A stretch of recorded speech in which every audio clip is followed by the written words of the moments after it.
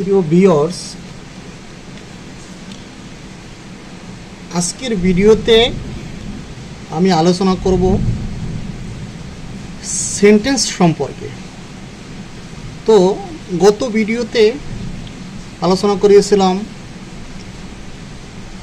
Letter, word এবং সেন্টেন্সের কিছু অংশ।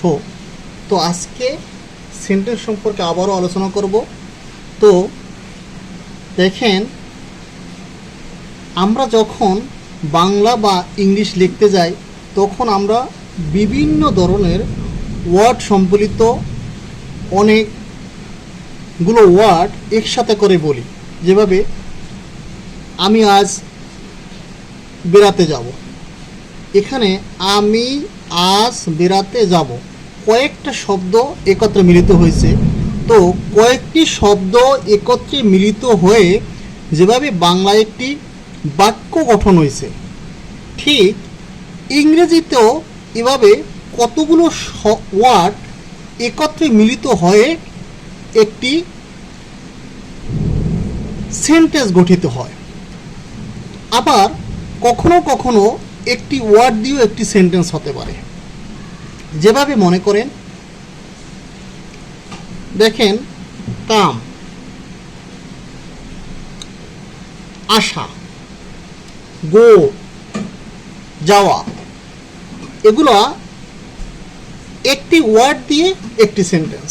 তো একটা সেন্টেন্স কিভাবে গঠিত হয় এগুলো আমরা আশা করি বুঝতে পারছি। দেখেন, যদি বলি যে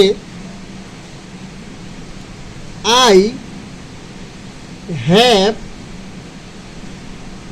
এ book, I have a book. তো এখানে দেখেন, আই হ্যাভ এ বুক, এখানে কি হলো, আই একটা ওয়ার্ড। আই অর্থ কি, আমি বা আমার। আবার দেখেন, হ্যাভ, হ্যাভ অর্থ কি,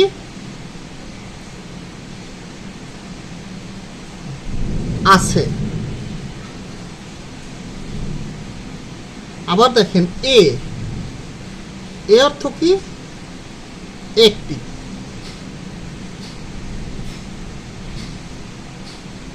আবার দেখেন, বুক, বুক অর্থ কি, বই।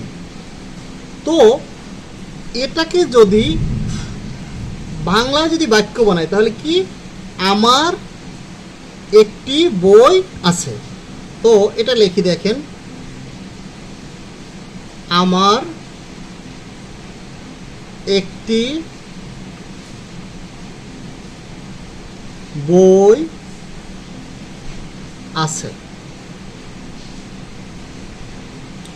তো এখানে কি হইল, আই হ্যাভ এ বুক। দেখেন বন্ধুরা, এখানে বাংলায় যেভাবে আমার একটি বই আছে, আমার একটি বই আছে, কতগুলো শব্দ একত্রে মিলিত হয়ে একটি বাক্য গঠন হয়েছে। ঠিক ইংলিশেও দেখেন, আই হ্যাভ এ বুক, 1 2 3 4, চারটা ওয়ার্ড একত্রে মিলিত হয়ে কি হয়েছে, আই হ্যাভ এ বুক, আমার একটা বই আছে। তো এভাবে বন্ধুরা সেন্টেন্স গঠিত হয়। তো সেন্টেন্স গঠন করতে আমাদের কতগুলো জিনিস দরকার, অর্থাৎ কতগুলো বস্তু দরকার, আমাদের এলিমেন্ট দরকার, কতগুলো বিষয় দরকার। এই বিষয়গুলো আমরা একটি সেন্টেন্স গঠন করতে অবশ্যই লাগবে।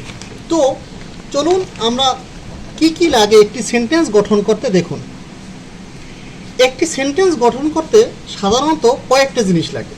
প্রথমত একটি সাবজেক্ট লাগে, SUBJECT, দেখেন, সাবজেক্ট। তো একটি সেন্টেন্স গঠন করতে আমাদের কি লাগে, একটি সাবজেক্ট লাগে। তারপর কি লাগে,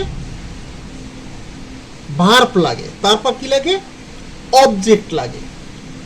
আচ্ছা, তাহলে এখন আসি, সাবজেক্টটা কি। যখন আমরা কোনো কিছু সম্পর্কে বলি, মনে করেন এখানে মনে করেন we eat rice, we eat rice, আমরা ভাত খাই। কারা খাই? আমরা ভাত খাই। তো এখানে যে আমরা, সাবজেক্ট সাধারণত নাউন বা প্রোনাউন দ্বারা গঠিত হয়। বন্ধুরা মনে রাখবেন, সাবজেক্ট সাধারণত নাউন বা প্রোনাউন দ্বারা গঠিত হয়। তো উই ইট রাইস, এখানে উই হলো সাবজেক্ট। তো আপনি যদি ভার্বের আগে, এখানে দেখেন এইটা হলো ভার্ব, এটা কি ভার্ব। একটি সেন্টেন্স গঠন করতে হলে অবশ্যই আমাদের সাবজেক্ট লাগবে, ভার্ব লাগবে, অবজেক্ট লাগবে।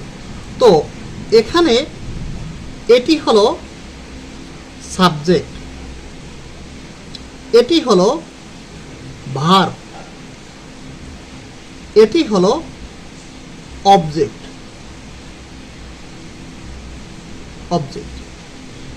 এছাড়া আরও কিছু জিনিস লাগবে, মডিফায়ার লাগবে, বিভিন্ন রকম এলিমেন্ট লাগবে।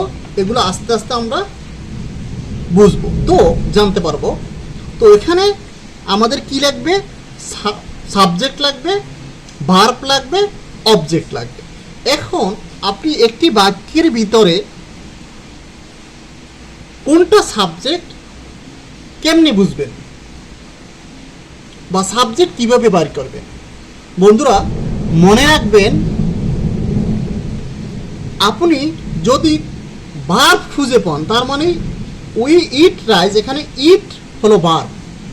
ভার্বের আগে যদি হু বা হট প্রশ্ন করেন, ভার্বকে প্রশ্ন করেন, তাহলে আপনি যে উত্তর পাবেন ওটাই হলো সাবজেক্ট।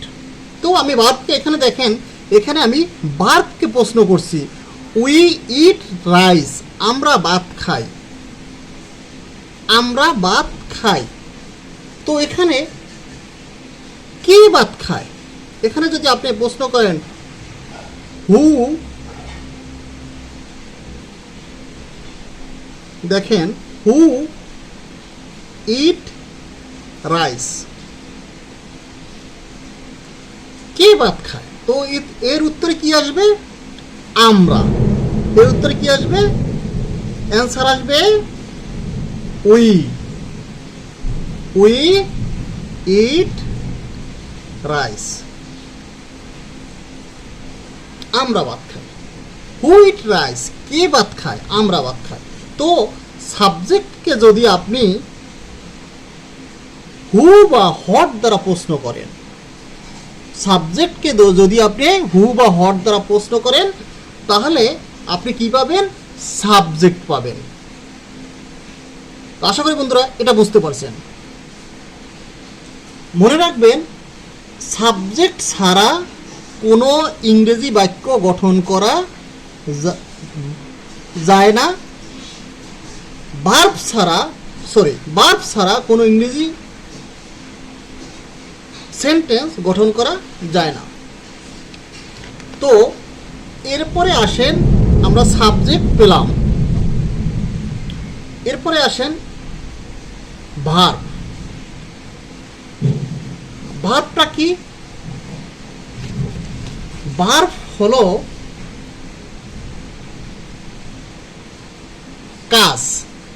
আপনি যত কাজ করেন, ধরেন ঘুমান, খান, নাচেন, গান, পড়াশোনা করেন, বৃষ্টিতে ভেজেন, যেই দিকে যা করেন, যা কিছু করেন, সবগুলোই হলো কি? ভার্ব, কাজ। এই ভার্ব ছাড়া কোনো ইংরেজি সেন্টেন্স গঠন করা যায় না। হোক সেটা মেইন ভার্ব, হোক সেটা অক্সিলারি ভার্ব, যাই হবে, তো সাবজেক্ট আমাদের দরকারি। তো আশা করি বন্ধুরা এটা বুঝতে পারছেন।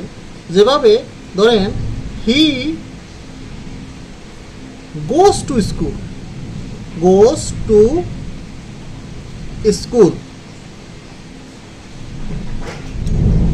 সে সে স্কুলে যায়। দেখেন এখানে গোস টু, এখানে গোস ভার্ব। তো বন্ধুরা এখানে গোসটা হলো কি ভার্ব, দেখেন প্রত্যেক জায়গায় কি ভার্ব আছে। এরপরে আসেন অবজেক্ট। এখন অবজেক্ট, আচ্ছা আমরা কি পেলাম, ভার্ব, ভার্ব, তারপরে কি অবজেক্ট। দেখেন বন্ধুরা অবজেক্ট, অবজেক্টটা কি? অবজেক্ট হলো, অবজেক্ট কোনগুলো এবং অবজেক্ট কোথায় কেমনি আমরা বুঝবো। দেখেন এখানে উই হলো সাবজেক্ট, ইট হলো ভার্ব, রাইস হলো অবজেক্ট। এখন রাইস অবজেক্ট, এখন আমাদের কাছে যদি বড় একটা বাক্য থাকে তো এইটার কোনটা সাবজেক্ট, কোনটা ভার্ব, কোনটা অবজেক্ট, এটা কেমনে বুঝবো? সাবজেক্ট কিভাবে বের করে তো বুঝতে পারলেন, ভার্ব কিভাবে বের করা যায় বুঝতে পারলেন। এরপর আসুন অবজেক্ট। আমরা অবজেক্টটা কি?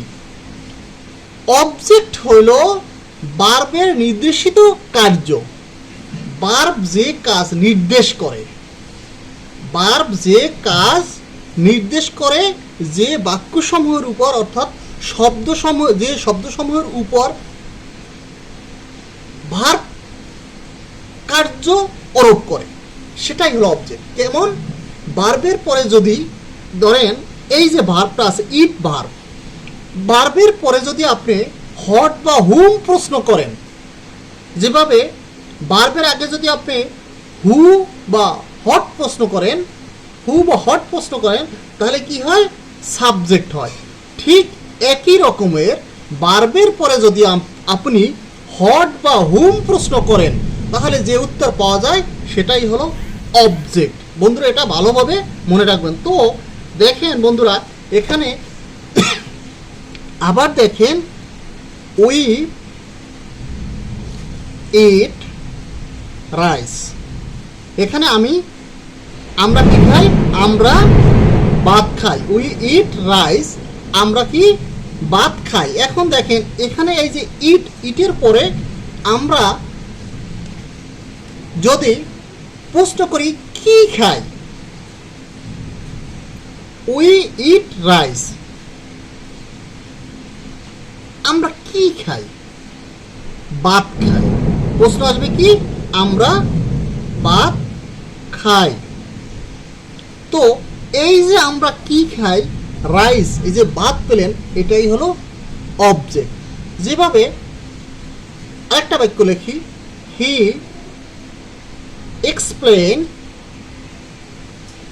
explained the problem.